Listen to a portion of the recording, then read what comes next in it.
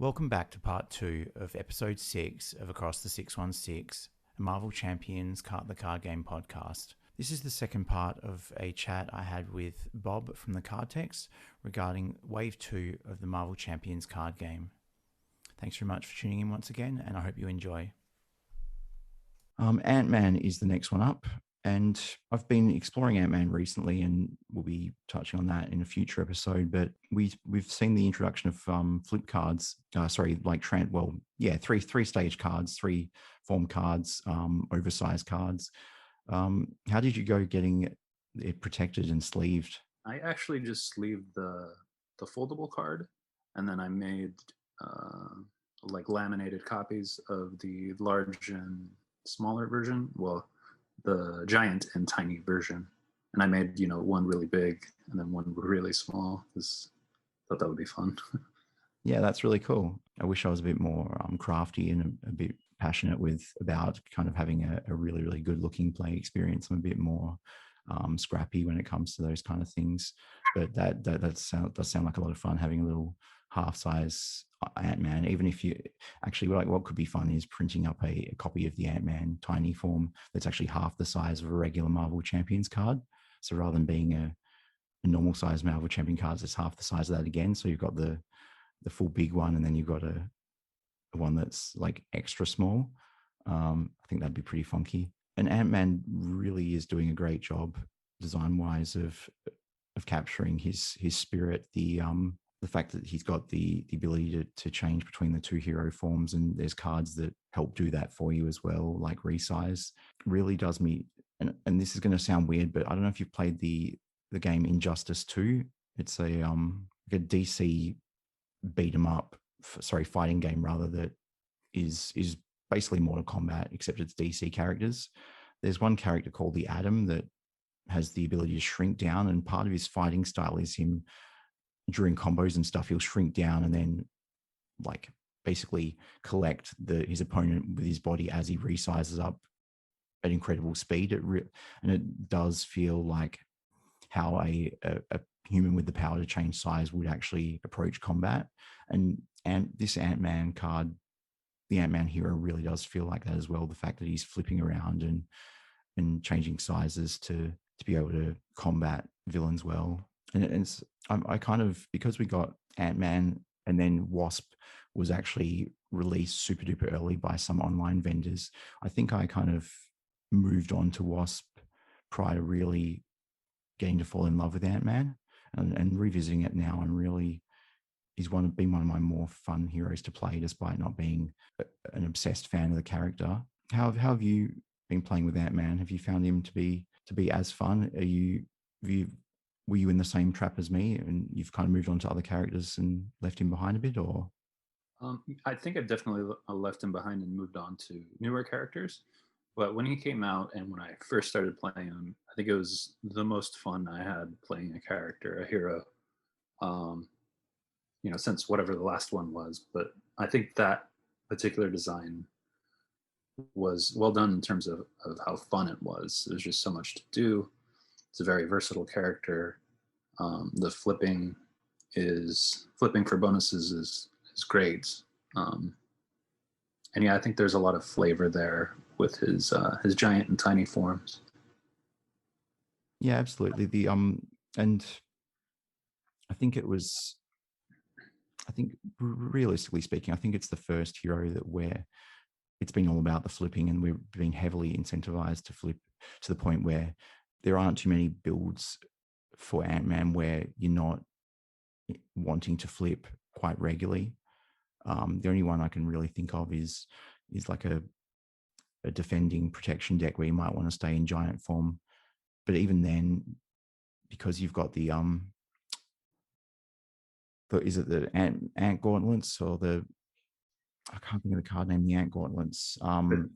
Risk gauntlets, yeah. Yeah, that allow you to, they basically have a built-in, they allow you to pay to stun or confuse the villain, but even that rewards you for switching down to tiny form to be able to confuse the villain in advance of a turn where you're healing in alter ego mode. Yeah, it's really good to see them finally really lean into to the fact that these are personalities with multiple facets to them. They're not just 24/7 in spandex tights running around saving the world, that they have these different sides to them. Unfortunately, we didn't see that in Wasp, which we'll get into in a second, which was a bit of a bummer but I can see where they needed to do that just due to the fact that you didn't want them feeling identical to play, because it's wouldn't really be respectful to either character if they kind of were basically just shadow fighters of one another. What's been your favorite brew of Ant-Man to play so far? In terms of like aspects? Yeah, which aspect builds have been your favorites that you've played with so far for Ant-Man? I think I first played him leadership, and that was fun. And I wanted to play him leadership because in his pack he came with a lot of characters, I guess, related to the Ant-Man universe. They had Giant Man, Wasp, and I think Goliath was Goliath? No, Stinger. Stinger. There you go. So all of these characters, it was fun to have them in the deck, and get to utilize them. It felt very thematic. But I think my favorite aspect to play with him right now is protection. I played a lot of games with him, protection multiplayer games, and it just feels really nice to have that. Not super high, but fairly high health, the ability to heal, stay in giant form, defend, and then attack. Since you'd constantly want to be flipping, and you have his resize cards, you could always flip to tiny, get the benefits and triggers from flipping the tiny, and then flip back to preserve your health with that 3 defense and protection. So yeah, I like playing him a lot in protection with the wrist gauntlets. Like to stun the villain a lot, so it doesn't attack too much too. Yeah, it's having the wrist gauntlets is great. The fact that you can potentially free up the slots that would normally be you might normally kind of slot in tackle or iron fist or both. That side of things is very nice. Having a confuse built in also helps that strategy if you've built up a bit of damage. I'm guessing would generally be playing that protection style in a and looking to defend each turn, or as much as possible. Is that the case? I believe that's how I played it. It's been a while since I played him, but I do remember defending a lot and also flipping a lot. And because you can flip, and I think his helmet, one of his biggest cards is key card. You get a bunch of cards, you could do whatever it is. Usually an attack is what I want to do, and then flip back, and then defend again. Just play all of his giant stomps because they hit really hard. And if I need to, the ants as well as just more damage. He does a lot of damage. He does so much damage. And in protection, you could always stay in hero form, both tiny and giant. So it seems to work out. I love playing him that way. Yeah, he's a bit of a horn of plenty as far as regardless of which aspect you're getting because of the those two key upgrades we mentioned, the helmet and the wrist gauntlets. You're getting a taste of every aspect's upsides. So I think he's always going to be a really, really, really good hero, and not only going to be, I was about to say competitive, but he's going to be strong, but also like a lot of fun to play regardless of how you do it. So I think he was for me a big win, and he's probably just my favorite release hero wise of the wave, to be honest. Yeah. So in terms of key aspect cards, one thing I'm noticing is I think that the key aspect cards tended to be a little less impactful. I think the key aspect cards that we saw in each pack released the impact of them got less and less. And I think by the time we got to Scarlet Witch, they were the better cards for the aspects kind of got pretty niche. For Ant-Man, we got Stinger, which obviously is useful in any kind of strength in numbers deck, or where you're trying to look to extend your Avengers ally suite out to like 6, that helps. I think that's the maximum you can get now, 6, because you've got Stinger, not counting towards ally limit, plus Avengers Tower, plus Triskelion. Call for Aid is a card that probably hasn't seen a lot of play or isn't popping up a lot lately, but I think down the track where you might get decks that get a bit more combo-y or have plans based around a specific ally, I think that card is going to be, or even just dumping a whole bunch of stuff in the discard pile, I think that card is going to be something of a build around or tie into build arounds in future. Team building exercise. The other one I want to get your feelings on is Swarm Tactics. Have you done a lot with Swarm Tactics? Do you feel is it something that you automatically reach for when you're building Ant-Man, or? I think only if I'm playing duo, I throw it in there. Duo Ant-Man Wasp, and maybe solo as well, possibly. I did do a number of duos, both Ant-Man and Wasp, and it was helpful. It's a helpful card, but he already has the 2 free size change. Does it change? Does it flip you as well, or does it just ready you? I don't remember. Let's have a look. Sorry. The reason I don't know off the top of my head is because, it does allow you to change to your other hero form and readies your hero. I had to look that up because it's not, being a primarily solo player, it's not a card that I think it's too situational to be playing in a deck where you're not having the Wasp player sitting next to you. Yeah, exactly. I think if you have the Wasp player sitting next to you, it's probably more impactful than in solo. So I think that's mainly where I run it. And even then, I think it helped marginally. I may have misplayed it a couple times, but it'll give you like an extra attack basically for if you're playing Ant-Man, because that three attack again is really good. That is something I should ask you about, given that you just brought it up. The because again, having not played a lot of 2-player, how was the experience playing Ant-Man and Wasp together? Was it enjoyable from a thematic perspective? Did they tie into one another well? How does that playthrough work out? It was interesting. I'd say the downside was, and you could really feel it with this particular pairing. I'm not sure that it's this way for other pairings of heroes that have their hero or signature ally is another hero.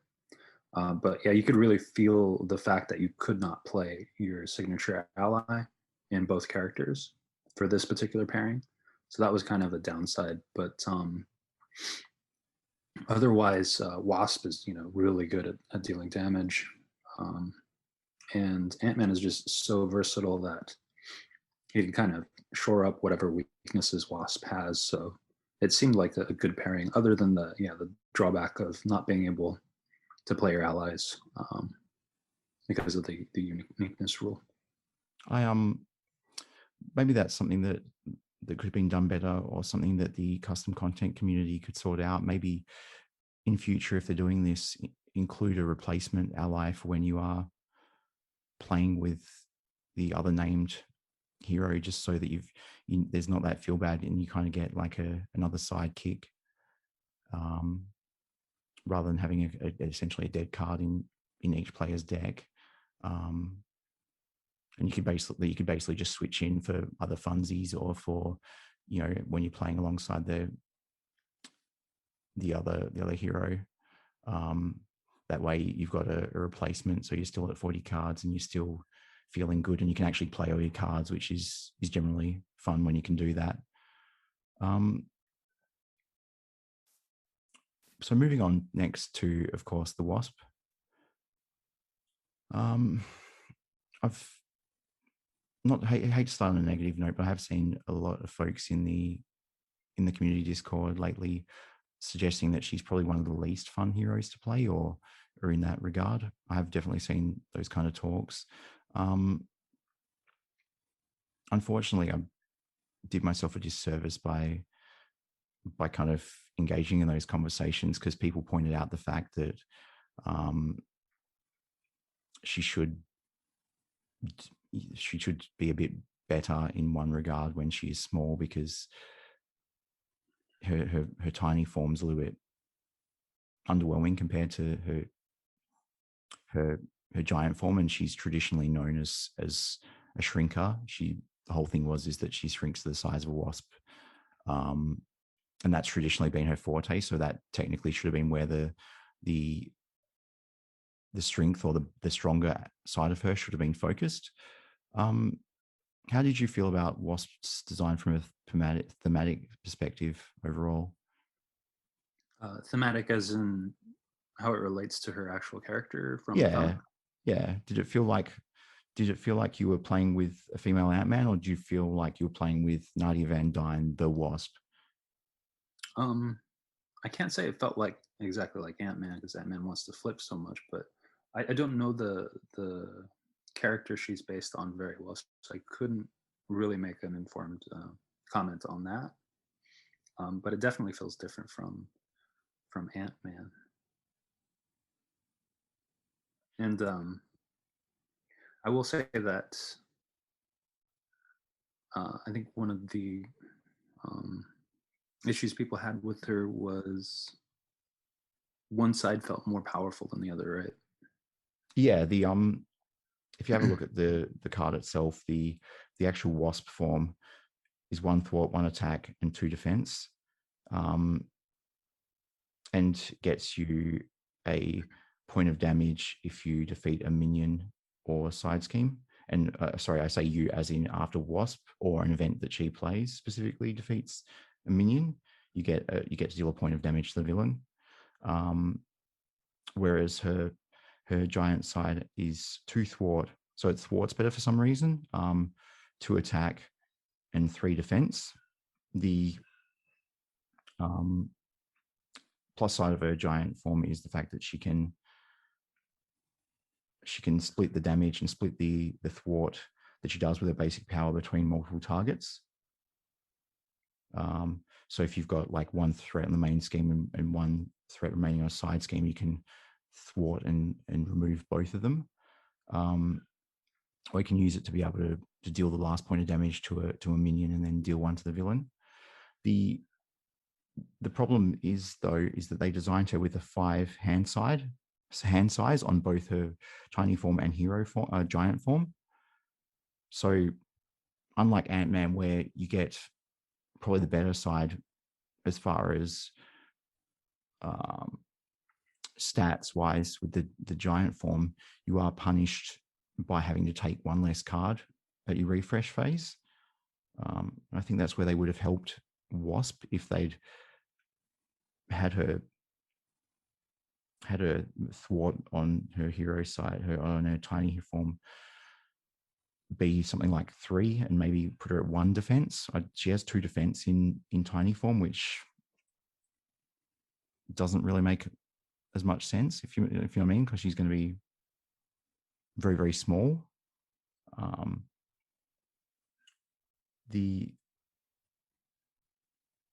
And it doesn't really make sense that she's less effective at tying up plans when she can be small and get around unseen and potentially even go into the villain's ear cavity and like fire something directly into their brain. For me, it's the disparity between the hero forms, but also the fact that they've promoted the wrong one for her as a character. Yeah, I could see that complaint now. I think I did not see it before, but that thematically, I guess, is a little out of tune, or Yeah, seems to be a little out of tune. as I said, like I also hadn't picked up, but when I was into conversations with people about it, they pointed out, I was like, wait a minute, that's really weird. Why is that so? That actually doesn't feel so good. Mm-hmm. I think the other thing I'd mention is that design-wise, the developers have said that they wanted her tiny side to be more focused on, I think, single targets and minion stuff, so she has a lot of damage, more damage, on her tiny side, and her giant side was supposed to be for when you have multiple enemies or multiple schemes. That's why she can um, choose to divide her basic power value among those things. Um, and aside from the misstep that we brought up here, the thematic misstep that seems to be there, I think that maybe they didn't see the value in excuse me, they didn't see the value in splitting that thwart and attack, because that is a really versatile and powerful tool. When a hero has that, it's very advantageous, and I think that's why, probably why, people favor that giant side a bit more. Yeah, I think she differs from Ant-Man in regards to the fact that she comes off to me and reads to me like a hero with two different faces. So I think because her tiny form is in itself a little bit of a build around, and the giant form of Wasp can also be a bit of a build around. But they kind of they can be disjointed from one another. So you've got two build around hero forms that can occasionally flip to the other form to access some versatility or change up the game plan a little bit. Whereas Ant-Man has two different hero forms that are rather synergistic. In terms of they both address different issues of and different challenges in the game. But the act of going from one to the other also does then get you a benefit as well. The other thing we can notice from looking at Wasp's hero kit is the fact that, unlike Ant-Man, who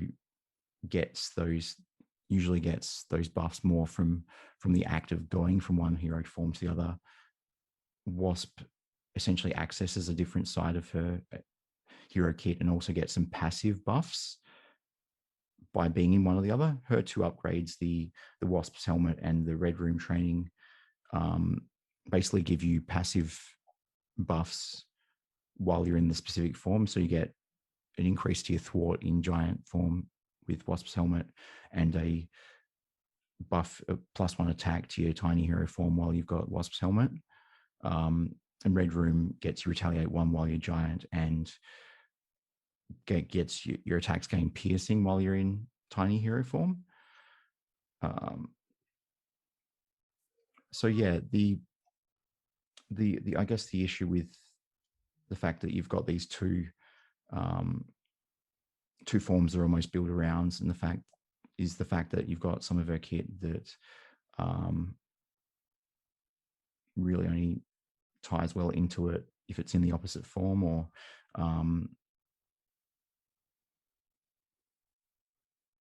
no, sorry, it doesn't do much for you if you are in the wrong form. I mean, I think that just stats wise, I think she makes for a very good aggression build with giant, because you can actually buffer attack stats and then be able to deal with a guard minion and still put pressure on the villain. And also that ties in well to her other side, the Wasp. The tiny side can tie in well to we've got ally suite, so you're playing a bit more of an attrition game with your aggression cards to deal with minions, and then be able to having that ping each time on the villain. Yeah, she's definitely someone I need to explore more going forward. I think that Ant-Man is, of the two, Ant-Man is my favorite. Have you got any more insights onto Wasp you want to share with us? I think the only other thing I've heard about her is that maybe her cost curve is a little unwieldy. I'm looking at some of the cards now. It doesn't. She has her 2 Pym particles, and I think she doesn't have any other card draw, right? Oh, okay. So yeah, her biggest advantage here is her alter ego ability, the shuffle back, GIRL action, shuffle back up to 2 cards with a printed mental resource. That's super powerful if you can manage to do it, and it basically can throw back your pinpoint strikes, your giant help. But yeah, I think I could see why people would gravitate to one side more than the other because of the stats are bigger on that side and they feel like they want to maximize. So, and I mostly play her Justice. I haven't played her a lot, but when I played her Justice, I think she actually works out because of the balance of inherent damage and then the buff to her giant thwart value. Yeah, absolutely. Yeah, I'm sure that like we'll see more decks in future with her when there's more cards that tie into the different kind of build around of her different forms. So you'll probably see once we get more and more buffs to attack and thwart for Wasp, you'll see the giant people playing a Wasp deck that's giant form, 70 or 80% of the time, and tiny form or alter ego the other. And also that the GIRL ability on her alter ego as well. There'll be times when we get to a point where there's enough mental cards for that, mental resource cards for that to almost be a build around or something of a build around in itself. So I think, yeah, she's in that regard, she's a little bit of wait and see from me.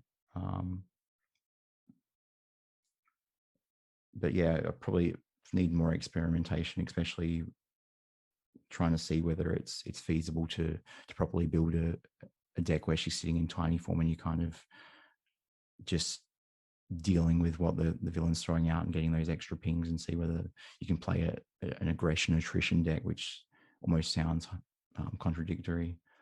The aspect cards of note for her, to my mind, were surprise attack. Again, not as big an inclusion as some of the other key aspect cards we've discussed so far. Boot camp, which I think is a big deal, and probably the most spicy and the key impact, the key aspect card going forward from that pack is the Power in All of Us. How have you done any builds that have taken advantage of Boot Camp or the Power in All of Us so far, or is that still something you've got to try out? The Power in All of Us, yeah, I've done some builds. I think they call it the basic package. This is Power in All of Us, and then some allies from the basic set that are powerful, and then your support cards. It's a very useful card, and it makes playing those supports and those basic allies way faster. Yeah, I'll actually might just curtail the discussion of the Power in All of Us until we get to Scarlet Witch, because I have some thoughts on that regarding her. So next up on the Marvel Champions release schedule was Quicksilver, and it doesn't feel like we've had him all that long, really, but it's been like almost a couple of months at this stage, hasn't it? I think month and a half. Suddenly having a bit of a gap, and then suddenly having a couple of quick releases a month apart has kind of made it feel like we've got this influx of content, and it's kind of made them feel like they've been out for less time than they have, for more time than they have. Sorry, isn't Quicksilver? Yeah, Quicksilver is the one that came out that leaked very, very early, right? I believe European, in some European countries. I think it was. Actually, no, it was like Paraguay or somewhere. I think there was somewhere in South America that ended up with it in January. It started January or something like that. That's why he feels like he's been around longer. That might be it. Yeah, Paraguay or Peru, I believe it was. Yeah, I believe there was a one of the South American nations got him super early because they broke street date. Naughty. How have you enjoyed playing Quicksilver so far? Quicksilver is a blast. He's very fun, very powerful. Um, you could do a lot with him in a short amount of time, which true to his name. Um, but yeah, he's a fun hero, and it's interesting to see all the things that they did with his set. Yeah, and as I mentioned at the top of the podcast, this wave in general feels like they've kind of blossomed in regards to their design. In the previous two releases, to the two releases prior to that, Wasp and Ant-Man, they've gone. Remember how we introduced you to this whole alter ego thing and how you can swip, this concept of flipping between the two forms. Well, it's a real thing now. Here's how you can leverage it to win the game and to make the games more fun as well. So they've kind of brought us back to these basic concepts that they've introduced, and then they've finally feels like they've finally done something with them. And Quicksilver, for me, is very much the same in terms of his focus on basic powers. Kind of have us thinking about that basic mechanic which we're introduced to in the core set a bit more. So that design, they've kind of,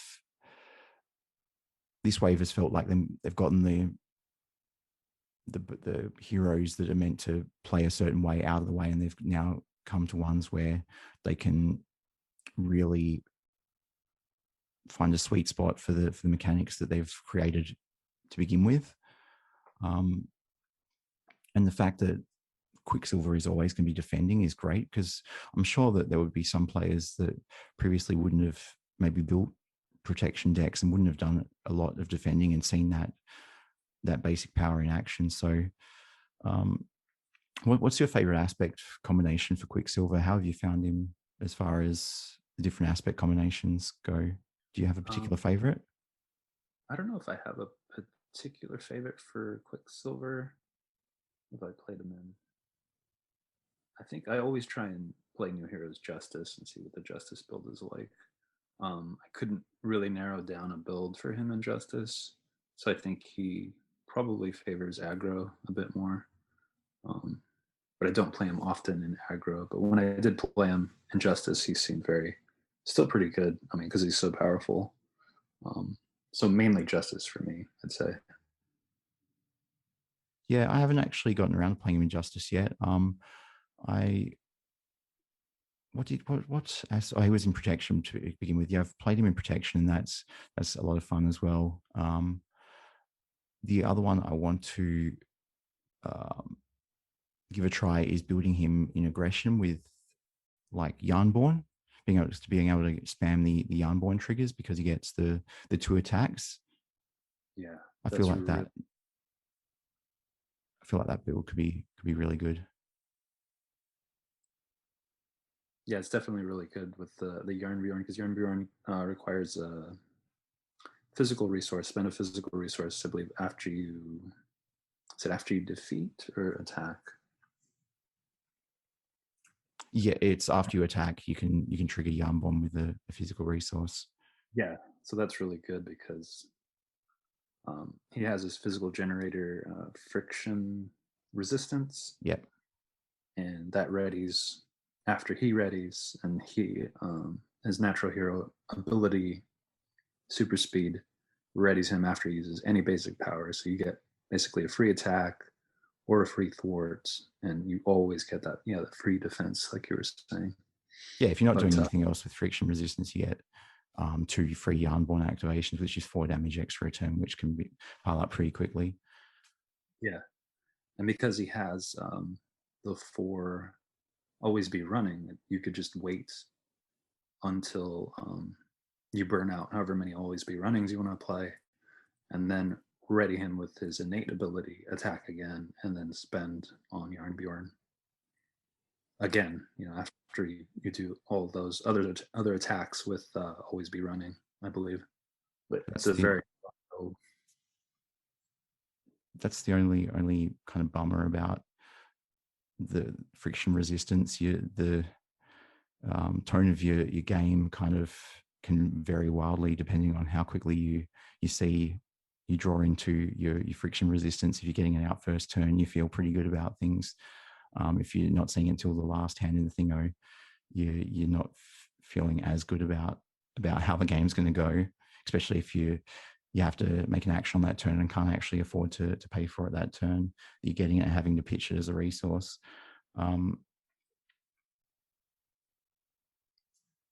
Yeah, I think that's what makes playing Scarlet Witch next to him, if you're able to, as another hero, important, because you have that his alter ego ability can discard 2 and then draw another 3, and that gets you deeper into your deck after your mulligan, so you can see that friction resistance a lot sooner. I think the other thing you might want to pair with that, maybe I haven't tried it myself, is assess the situation. I think that card kind of sort of helps you dig through your deck faster as well. I don't think he really likes things like the mansion. It's a little too expensive, maybe, for him. Yeah, I've got to say, assess the situation is the card I've had my eye on, but haven't found myself reach for it and add it to any decks yet. But it's definitely something I've got to check out. I think that certain heroes in general are going to really, really appreciate that card. I think people immediately mentioned Hulk as one that might like it despite its mental resource, but being able to buff for your next turn, make sure that you're getting him up to 5s to just provide some more impactful turns for Hulk. So that's while we're in that neck of the woods, how did you, or have you tried playing Quicksilver and Scarlet Witch next to each other? How did you find their interaction? I'm guessing it was a lot better it felt a lot better to play those two together than it did with Ant-Man and Wasp. Yes, actually, that's one of the things I noticed. I think I only played a couple of times with them paired that way, but in comparison to Ant-Man and Wasp, because they had those alter ego abilities on their alter ego side, and they were both in play, it made the sting of not being able to play your hero signature ally a lot less palpable. So it wasn't bad. The fact that you're discarding them to the ability kind of really means there's no real downside to them not being able to play them, really, because you're just pitching him to draw 3 cards. So yeah, it felt way better. It felt like having the other hero there helping you in that way provided kind of, I guess, a sugar coating for the fact that you can't do anything with your ally except use it as a wild, maybe. yeah, the beauty of Quicksilver is he's another one who's going to kind of be, his power level will continue to rise upon them printing more and more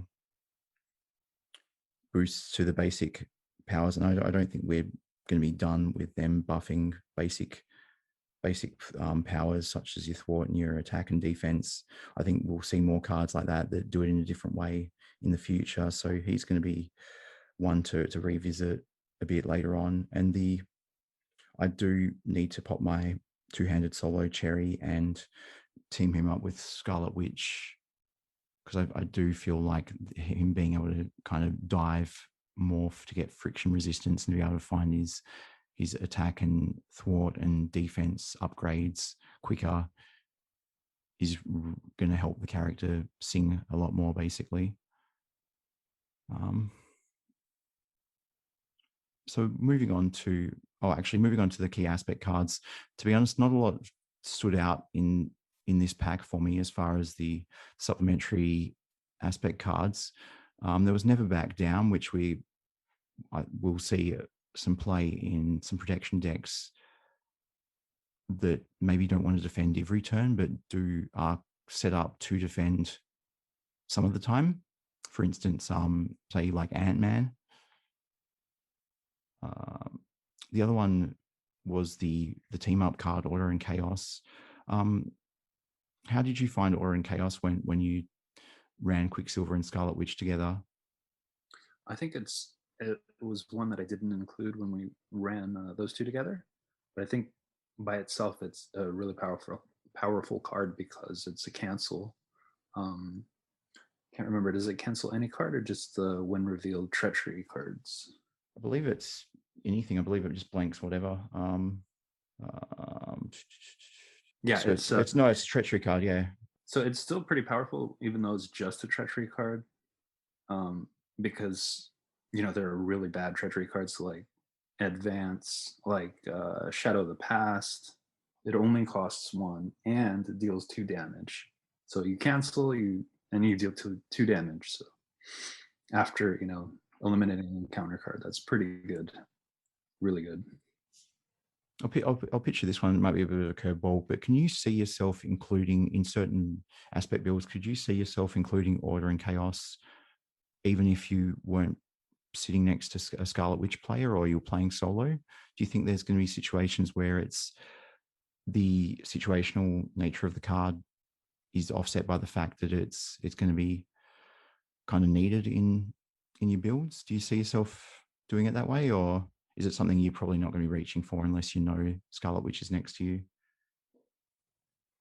I'm not sure. I think it would still be situational, although because there's always that copy of Shadow of the Past in there, it might go in any build, possibly. But it's just a one of, so that kind of limits its usefulness. For me, I think probably a good case use scenario for that, maybe one of Order and Chaos in a solo or build where you're not necessarily going to have Scarlet Witch as a hero on the table, would be for maybe some protection builds where you've got a bit of where you've got some allies and some healing. So you're kind of keeping her on the table for a longer period of time through healing and being able to, because protection tends to like advance less than some of the other aspects, or is on the more vulnerable end of advance. And sometimes can be quite vulnerable to Shadows of the Past if you're in a bit of an odd situation, haven't quite gotten things under control yet. I think that the Order and Chaos might actually be a really good play, but that'll be interesting to see down the line. Yeah, I think those team up cards were a cool concept, but I think the fact that they're as situational as they are puts a bit of a dampener on them. I think it would have been nicer if they had have actually allowed the team up cards to function regardless of what form both heroes were in as well. So that way there'd be slightly less situational if you are playing with both heroes on the table. I believe they both specifically refer to both characters being in hero form. So yeah, the last release of the wave, and maybe a bit of a controversial one, is the Scarlet Witch, Wanda Maximoff. She was a really well-timed release because of the hype regarding the WandaVision series on Disney Plus. And if you haven't already checked that out, as an MCU fan, I would definitely recommend it. It's still a pretty good watch if you're not super duper or have followed the MCU. I could see some people maybe not getting as much out of it if they aren't a real big MCU fan. I could see that there's times when the pacing's a bit slow and it's a bit stale because it's trying to do a really cheesy imitation of some classic sitcoms. But the Scarlet Witch hero is all killer and no filler, to be honest. How have you been playing Scarlet Witch? Have you actually got her yet? Yes, I have. I did receive Scarlet Witch, and I've been playing her aggression a lot. I built her, as I usually do, Justice first, and I don't usually do the pre-built stuff, so I never played her pre-built deck. But I played a few games with her Justice, and now I'm really into her as an aggression hero. Although she is so powerful that kind of doesn't matter which aspect you pick, really. Yeah, and for me, I would like to go on record as saying that the best aspect actually for Scarlet Witch is basic. I actually have been so far. I've been playing her as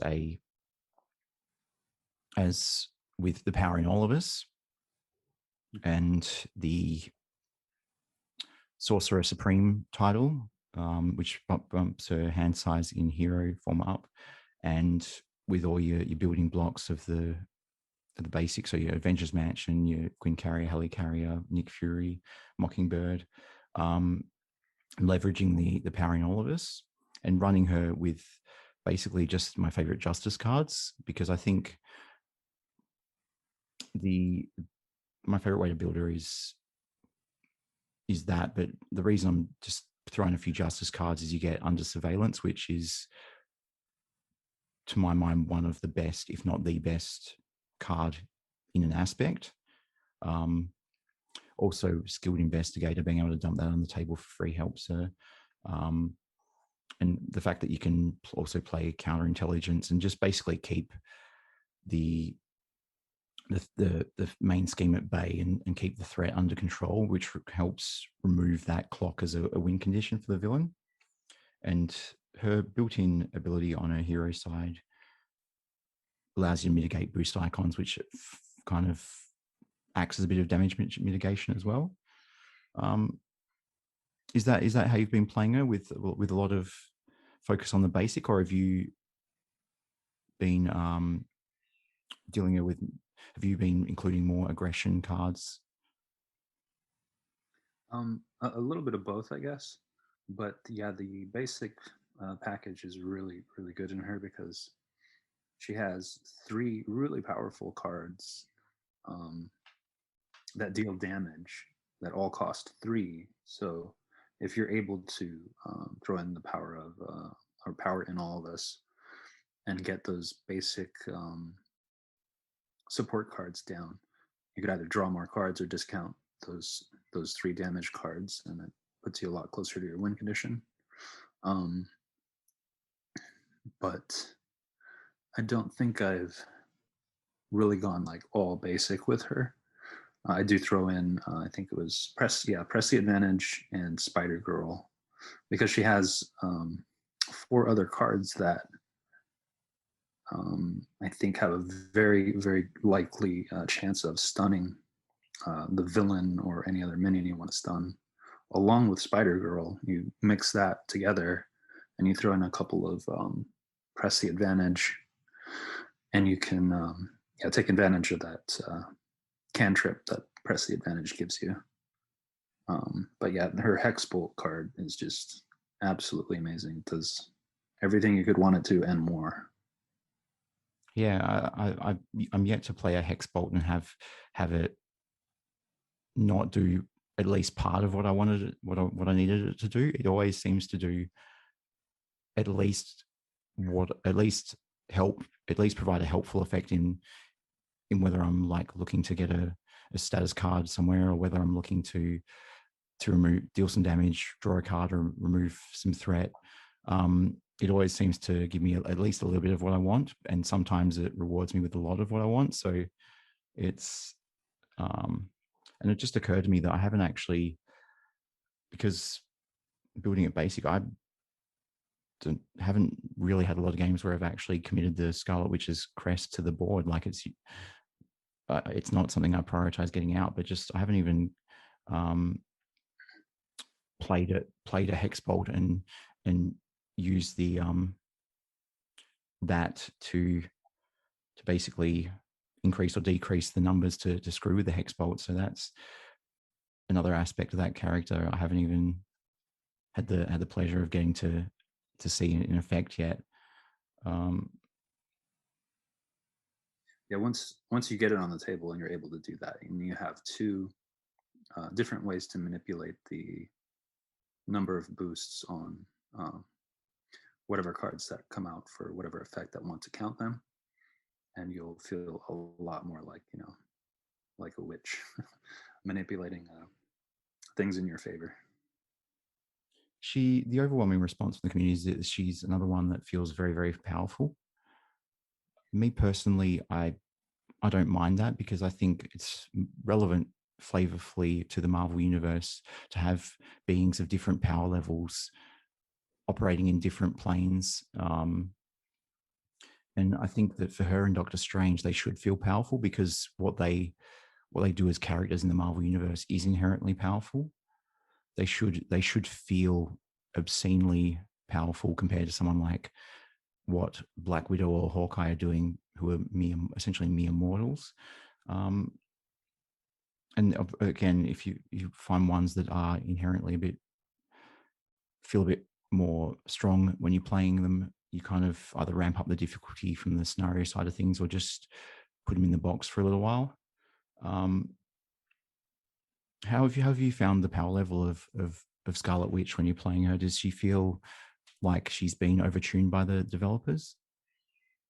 I do think that she is intentionally very powerful. I think in terms of power level, she's probably above Captain America, well above Captain America, but also below Strange. So she doesn't necessarily make, or she doesn't necessarily trivialize a lot of the challenges that any given scenario can give you, as much as Strange does. And there feels like there's a little bit more thought that goes into how to use her cards and her abilities versus Doctor Strange.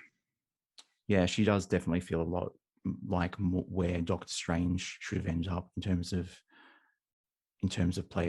strength.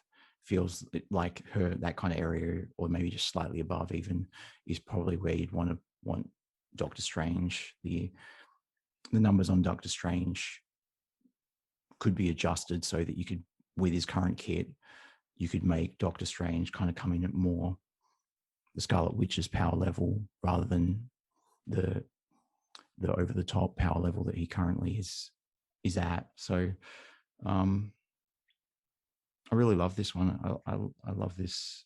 It feels really enjoyable to play this one.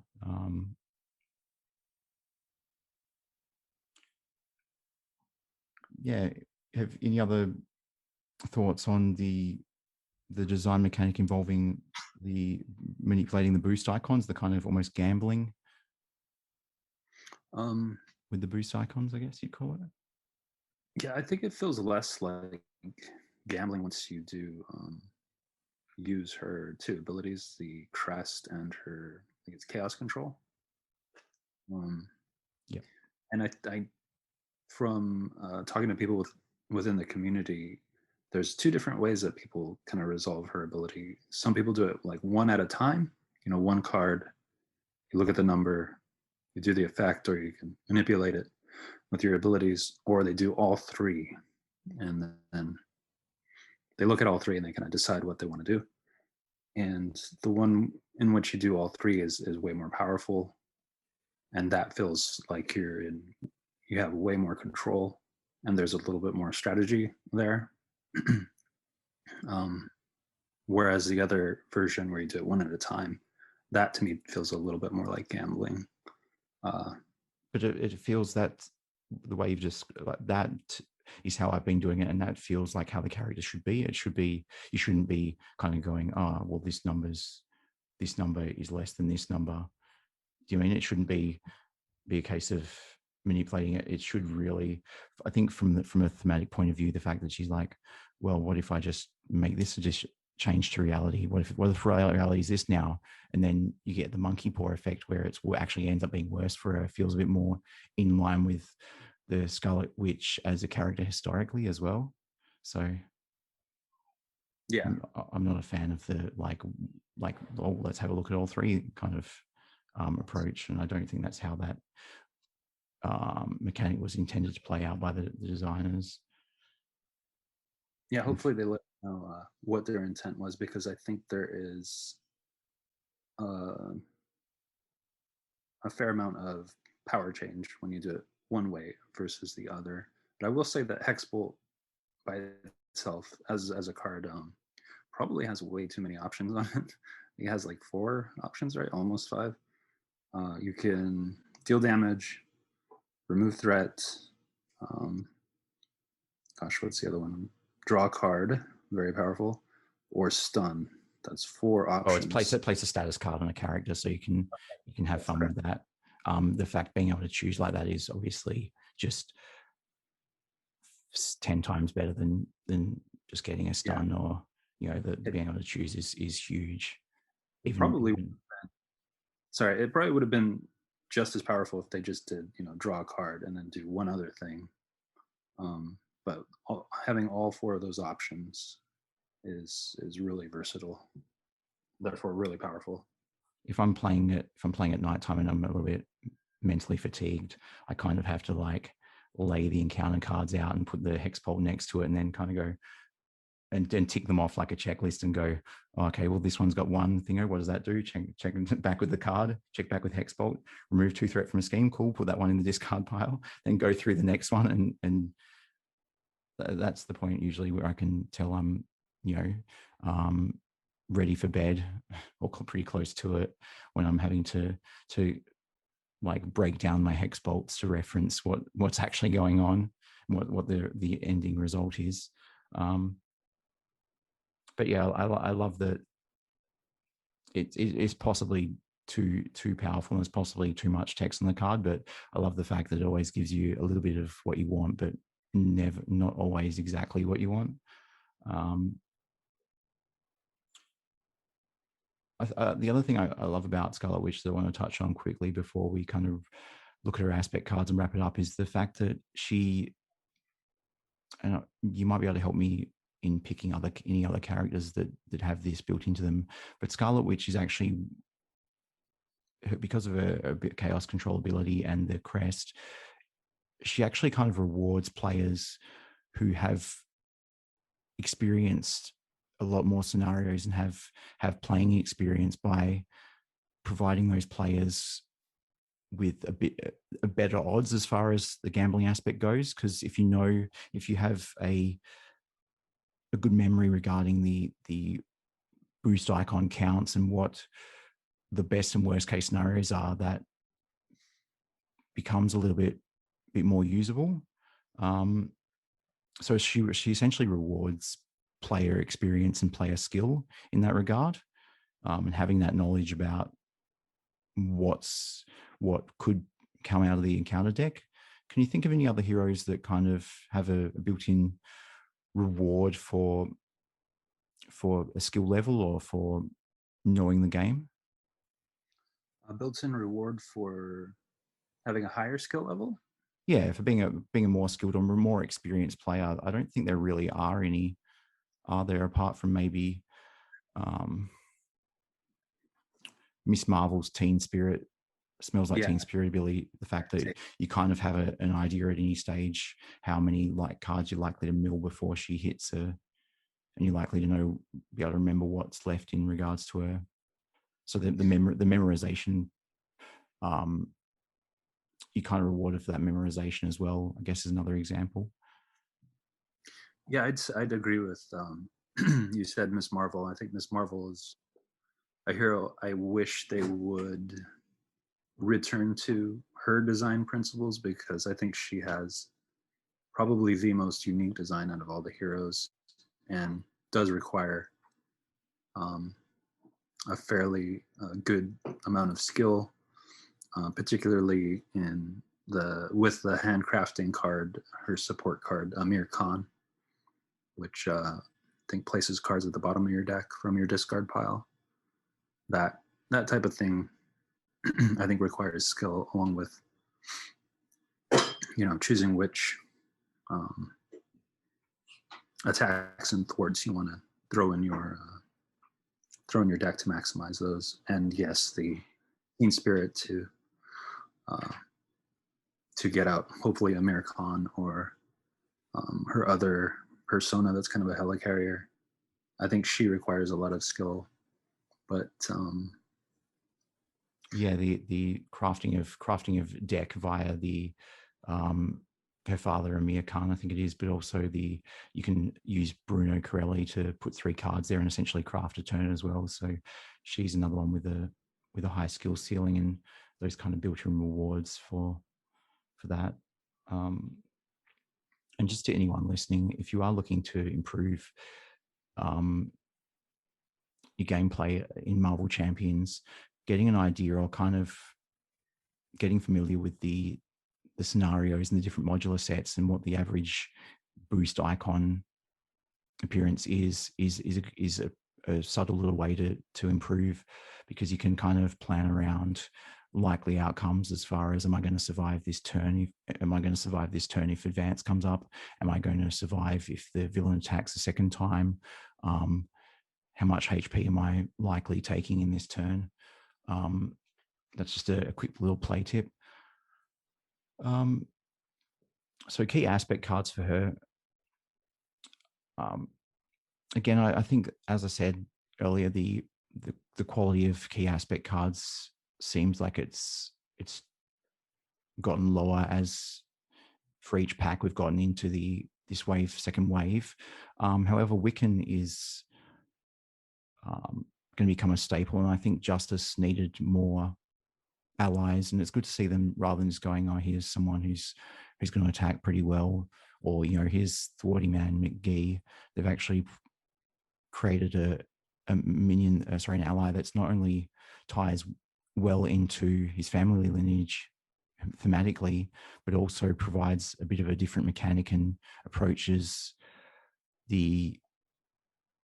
ally efficiency differently as well. The other one that just ties into the craziness and the overpowered builds from Scarlet Witch as well is spiritual meditation. Have you been playing spiritual meditation in your Scarlet Witch builds? Yes. If you're building Scarlet Witch, you automatically throw in 3 of these cards. They're really, really good. Would I be out of line saying that her hero kit is essentially 19 cards, because you've got Sorcerer Supreme and Spiritual Meditations as auto includes? Probably not. I don't think that would be out of line, because those are all cards that require the mystic traits, so they favor her, and just bolster this idea of mystic heroes having an insane amount of card advantage. Even just being able to go fishing and just kind of, because mystics and wizards and witches tend to be more researchers and have spell books and stuff, so having that ability to kind of focus in and research and find what they need in the case of the cards theme is by meditating and connecting with the spiritual planes and astral planes, really does feel like a mystic thing to do, and it feels like it makes a lot of sense. I don't see any Scarlet Witch build where I'm not chucking Sorcerer Supreme and Spiritual Meditation in pretty much automatically. And Scarlet Witch is one where I wouldn't feel too bad about playing 41 or 42 cards if I have to try and fit Spiritual Meditation and Sorcerer Supreme into the deck as well, because you are seeing a lot of cards, especially if you can keep Quicksilver out for any kind of period of time through first aid or any kind of just incidental healing. It might be, if there's some combo decks in future, Scarlet Witch might be a go-to for any kind of combo decks that are looking for their pieces, just because of how quick she can kind of get through the deck. The other one we had, which I want to discuss quickly, is Bait and Switch, which is a protection card that basically allows protection to essentially thwart by taking an attack from the villain, and it gets some 4 thwart. 4. Yeah, it's a 1 cost card, and you're getting removing 4 threat. I should point out it's main scheme only, but how do you think this is as an addition for protection? A lot of people see this as a really good card as an addition to protection, specifically because protection really, really lacks the capability to remove threat other than their allies with their thwart value. So I think this is the first card that does that, right? I can't remember any other card that actually removes thwart. They have attacks, but this card I believe is a thwart trait, and This is, there's actually a thwart event as well. So it needed it, and now it's here. We have it. So fun fact about this card, though. This card, along with Swift Retribution, and what's the other one that costs 1? That makes the villain attack you in aggression. Oh God, Bring It On. Is it Bring It On? It doesn't sound right. No, I know the one you're talking about. Well, all toe to toe, toe to toe. Yes, toe to toe. All of these cards are essentially the same ability with slightly different effects depending on aspect. But all of these cards are also cards that were mentioned alongside toe to toe as being from the mythical purple aspect, the it's determination, the determination aspect that was in the proto build of Marvel Champions. So they ported them over to the aspects. So I think that's neat that we get these cards anyway. Yeah, and I think that's a good indication that the fifth aspect wasn't needed. The fact that these cards could actually flow over and find a home and fit in terms of the current aspects. They feel like cards that they don't feel out of place in the current aspects. We also saw the a similar kind of cycle of cards with Nerves of Steel and Martial Prowess and the Sense of Justice. Sense of Justice, yeah, because you've got those for the relevant things. So yeah, I'm very, very happy with Scarlet Witch. I love the fact that she does her own thing and that she doesn't really. I think it's the fact that we have got characters that just genuinely immediately strike you as having a specific aspect that they're in love with, that they really want to go to, and some others where it's almost to the point where I don't really understand why. What benefit do I get from playing it in this aspect? Where do you mean it doesn't actually offer anything to the hero kits, and you get that point where you're playing certain heroes in two aspects a lot, and then there's two aspects that they don't really see any use. I like that Scarlet Witch is you can flavor her based on how you want. I mean, I mentioned the with a heavy basic input and using some of the top level justice cards, but I mean, I could see other people going, well, I think Energy Barrier is the best aspect card in the game, so I'm just going to chuck in 3 Energy Barriers and maybe a couple of tackles or something like that, or Iron Fist, and playing it that way as well. I like that she allows you to play with your favorite aspect cards or what you think are the best aspect cards, and then she kind of largely does her own thing outside of that. And I think the twins playing together. Did we talk about the twins, how they played together when they're on the same table? Yeah, we did briefly discussing their alter ego abilities. Yeah, I like that they've actually they feel a lot better as far as the team up mechanic, and given that they are twins and they have traditionally been seen very, very closely, they've obviously got quite a close relationship as well. I don't mind the fact that Ant-Man and the Wasp didn't have quite the synergy between the two heroes. I think the fact that Scarlet Witch and Quicksilver do have that amazing synergy feels very, very correct for them to have, and maybe not popping up super duper much outside of that. So that's it. That's where it all stands. That's wave 2. What do you think of the wave as a whole? How do you think it's left the game as far as going forward into the next wave?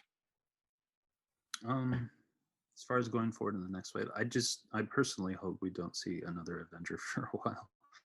I want to see characters from other teams. But as a whole, I think it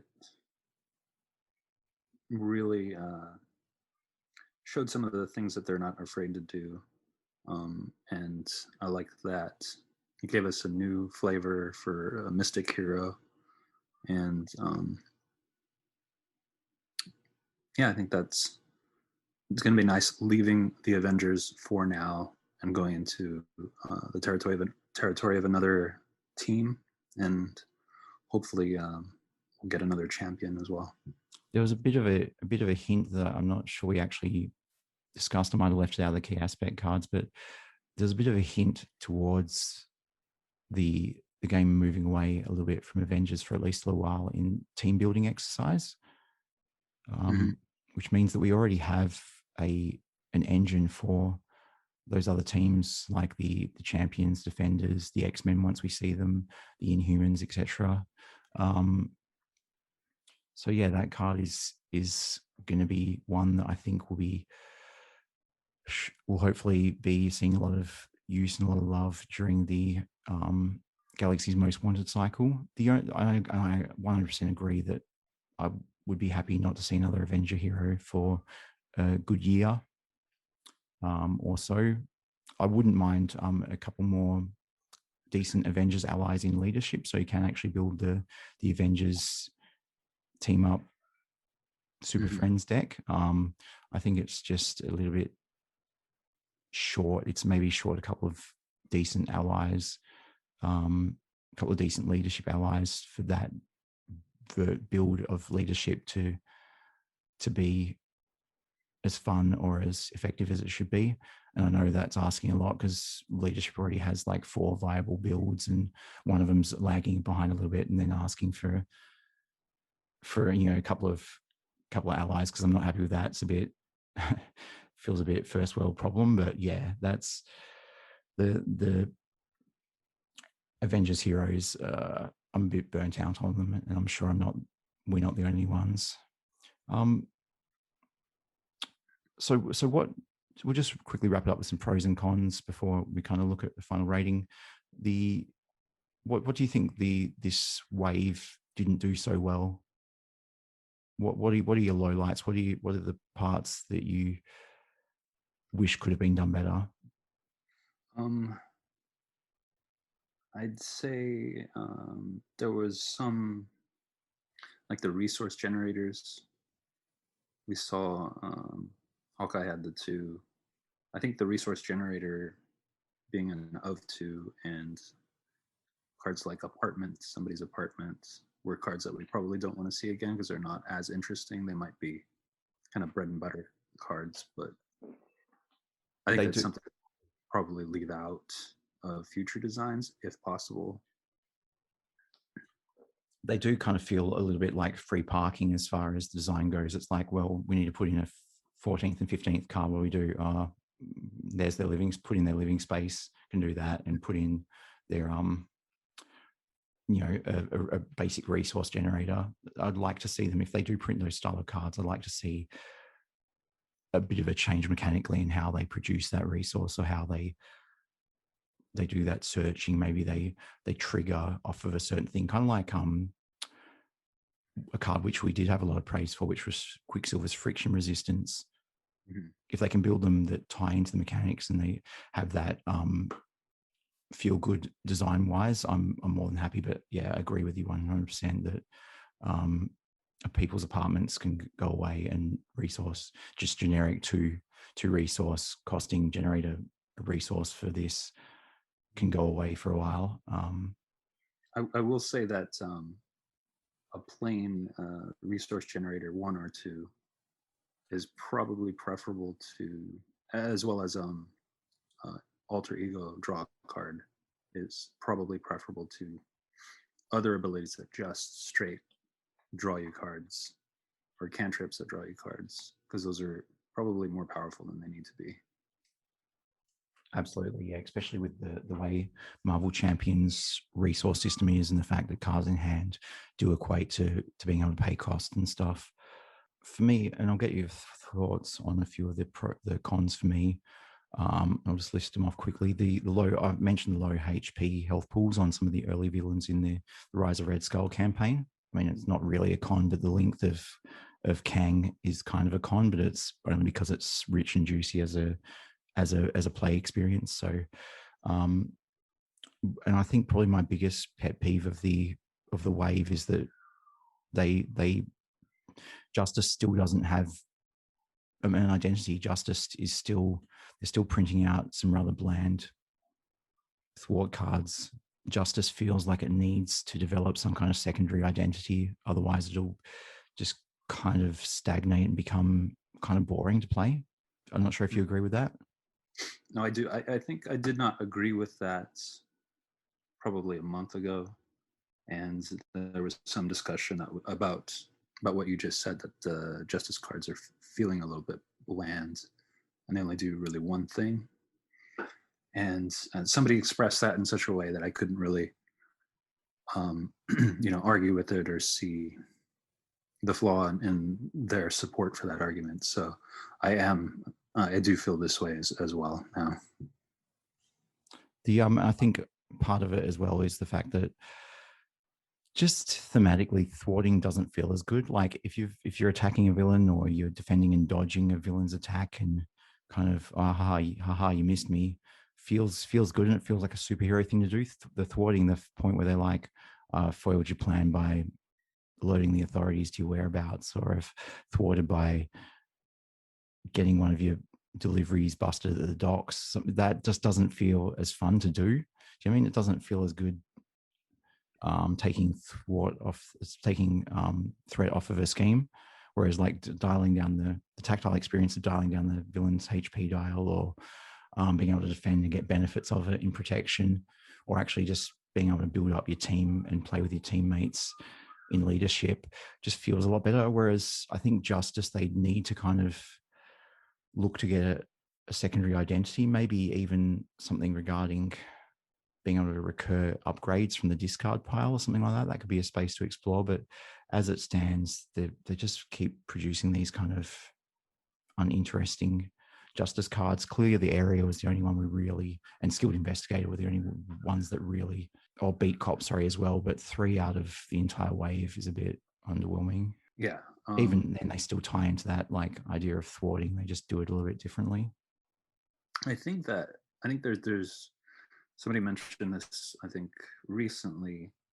It may be the case, I don't know, that they are focusing each aspect to go broad first, right? Every aspect will be able to do a little bit of everything first, and then once they have that, fleshing out the card pool, then they'll focus more on specializing for each aspect, and that might be more interesting. Hopefully, they get around to telling us whether or not that's the case, because that would be important, and I think that would be helpful for the community to know. But if that's the case, that would be great, and hopefully it is the case, because we do need more distinction and more hard archetypes within each aspect. Maybe I'm the only one that's feeling this way, but if what you've just said is rather true, then it feels, and maybe this is what is causing me to feel a bit bored, not quite bored, but almost bored with Justice, is that Justice just isn't going as broad as the other aspects are at the moment. So it does feel like it's a little bit more fine-tuned to specialize in thwarting at the moment, and the other aspects are feeling a bit richer because they have got a little bit more broad. But that's definitely going to be something for me to look into and have a look through the card pool and see whether that is the case. Maybe it's just my perception of it. Mm-hmm.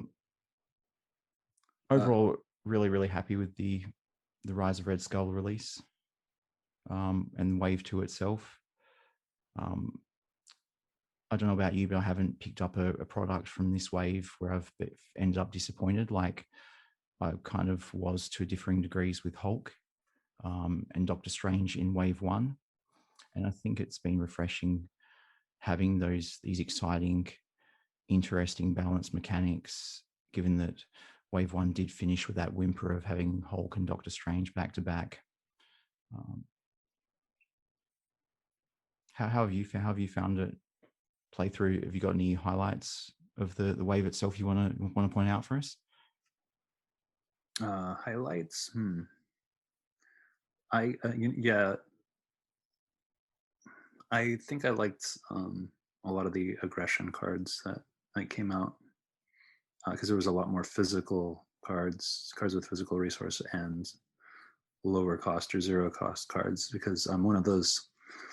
I guess I'm one of those terrible people that loves to play Hulk, aggression of all things. So I just like to build for him, and seeing more aggression cards come out for him is nice. In terms of the scenarios, I think I really enjoyed being mowed down by Crossbones. As that one treachery that he has full auto can really catch you off. Yeah, that's well designed. Yeah, it's a feel bad, but it's kind of also it's a feel bad when it happens, but it's you don't kind of get as salty about it because him just a burst of machine gun fire feels very appropriately relevant, and it's something you've got to be aware of. So you are right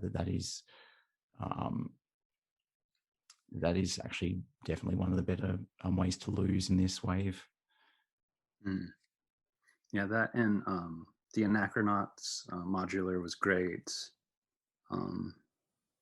There's one other thing I think I was going to say. I don't remember, but yeah, I love that modular Anachronauts. It was great to have.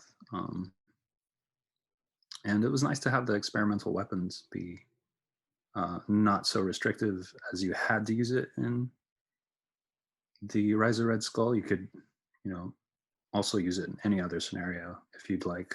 So that was cool. Yeah, it's a good way to ramp up difficulty on ones that are a bit more attacky as well. Just give Rhino a few semi-automatic weapons or like experimental laser beams and stuff, and watch him go. Right, and I think that's what I was going to say. So one of the shining points of Wave 2 is that because of the addition of the new modulars, I think that the design goal of having these boxes, these scenarios be, fairly accessible, fairly easy to play on standard, but still have that modular difficulty where if you want more difficulty, you can mix and match these pretty difficult modulars in, whatever scenario you're playing. I think that's a goal that they have reached. Absolutely. So just if I'm summarizing the wave itself on a whole, I'd say that the campaign scenario, the campaign concept is great and is going to continue to get better going forward. It hasn't reached its peak in this instance, but it's a great first effort. They've added a lot of difficulty options via some really good modulars and some really interesting scenarios. Zola and Red Skull from the Rise of Red Skull campaign standing out. They've added some great options for adjusting the difficulty or really ramping up the challenge. Justice is, as I said, in my opinion, has stagnated a bit or hasn't branched out as much as it should as an aspect. As you mentioned, aggression has blossomed, just giving you a lot more options, especially regarding physical resources. But it just gives you. It felt like one of the weaker aspects coming out of Wave 1, but it now has a couple of ways to play it, both aggressively trying to rush down the villain, but also using suites of allies to be able to combat and interact with the board a bit more. They've really hit their strides as far as the design spaces on most of the characters, and they've explored some of the basic design areas that were introduced to us in the core set rulebook. And it feels like they've also hit a better compromise regarding balance and power level of the characters.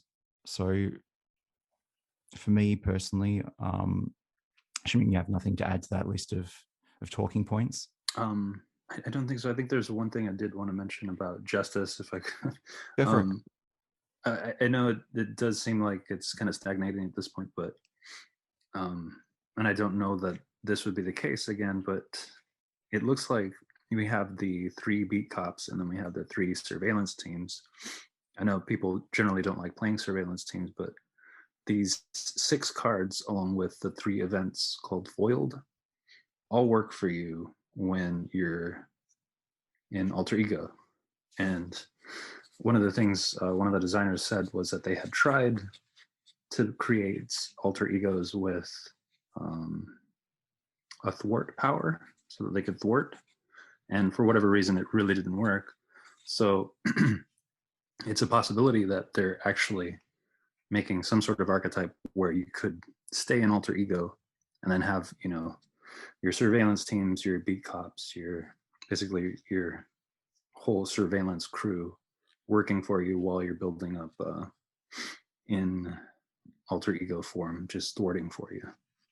I think that would be interesting, or could be interesting, and hopefully it will be something that they explore. Let's hope that does come to pass, because I think for the target audience for the game, I think they're generally going to be the Marvel fans and going to want to be in hero mode doing hero things. But for me personally, I think that'd be pretty cool if you've got a character that just wins the game by being a concerned citizen the whole time.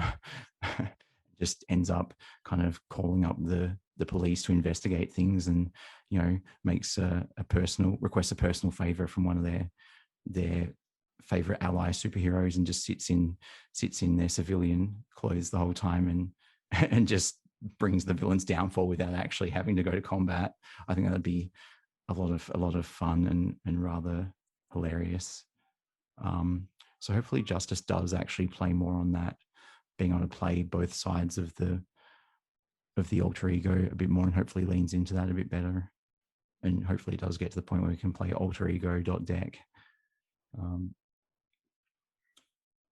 So here's the tricky question. Out of 10, how would you rate the second wave as a whole? Out of 10. Let's see.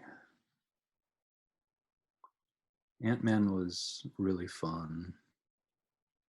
And I think there were 3 great villains from the Rise of Red Skull. And I really enjoyed Quicksilver. So I think I would rate it a straight 8. Yeah, I agree with an 8 or a 9. I'm hopeful that they'll take the wins that they've had in this wave, design wise, forward, and that we won't be in a year's time talking about, do you remember when wave 2 was coming out? Do you remember the wave 2 characters? And we're not kind of looking back on it nostalgically as the game's bygone golden era. Hopefully this is just the beginning of a lot more interesting and fun characters design wise. So yeah, 8 or 9 sounds about right to me. And although that doesn't give the scale a lot of room to go on upwards, hopefully this is a great building block going forward. Thank you very much for joining me for what's been a massive undertaking looking at wave 2. Is there anything more you want to talk to us about before we say our farewells to wave 2? No, I can't think of anything else at the moment. But yeah, thanks for having me. No worries. Did you want to tell people once again where they can find you? Yeah, you can find us on YouTube, the card text. It was just the card text. And on our YouTube channel, you could find our podcasts. We're affiliated with Marvel Champions Monthly, so you can go to their website as well and see all our podcast episodes there. And we have Twitter at the card text. Beautiful. Big shout outs to the guys over at Marvel Champion Monthly in general as well.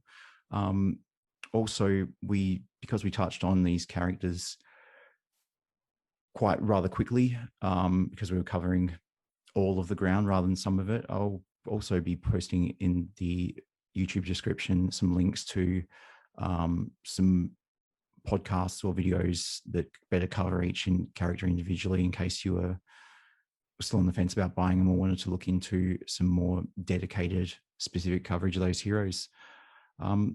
Bob, thanks very much. It's been a pleasure once again. And thanks everyone for listening. Cheers. Goodbye. See ya.